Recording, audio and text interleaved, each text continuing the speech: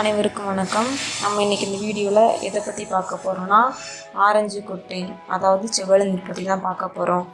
First இந்த செவ்வழ நீர் வைக்கிறதுக்கு முன்னாடி இந்த கன்றை நம்ம எப்படி தேர்வு செய்யணும் அதை பற்றி பார்க்கலாம்.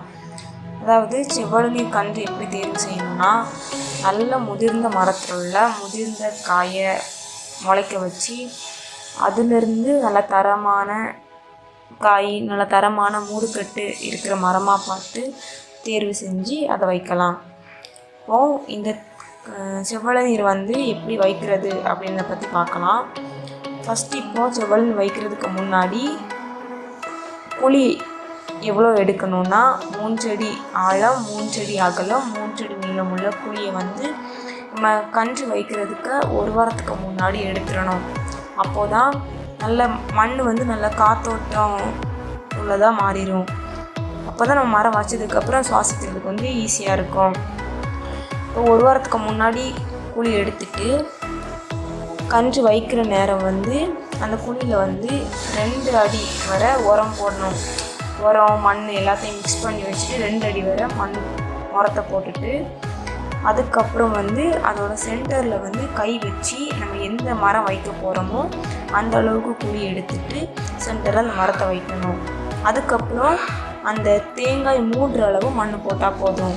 அப்போ தான் மரம் ஈஸியாக சுவாசித்து சீக்கிரத்தில் வளர முடியும்.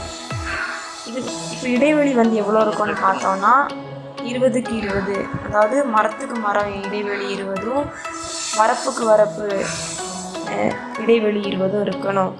இந்த செவ்வழ நீர் பார்த்தோன்னா 2லேருந்து 3 வருஷத்தில் கண்டிப்பாக நம்மளுக்கு நல்ல மகசூல் தரும். இது 1 வருஷத்துக்கு 250லேருந்து 350 காய்கள் கிடைக்கும். செவ்வழ நீர் ஒரு கொலைக்கு 25லேருந்து 30 காய்களுக்கு மேலே கண்டிப்பாக இருக்கும்.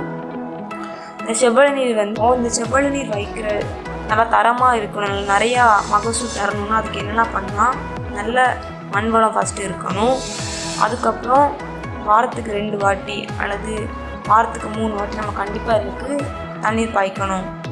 அதுக்கப்புறம் நல்ல இயற்கை உரங்கள் கொடுக்கணும். இயற்கை உரம் அப்படின்னா என்னென்னா சாணம், ஆட்டு எரு, கோழி எரு, கம்போஸ்ட்டு, இந்த மாதிரி இயற்கை உரத்தை 6 மாதத்துக்கு ஒருக்கா நம்ம கண்டிப்பாக வச்சோம்னா நல்ல மகசூல் தரும், மரமும் நல்லா அழகாக வளரும்.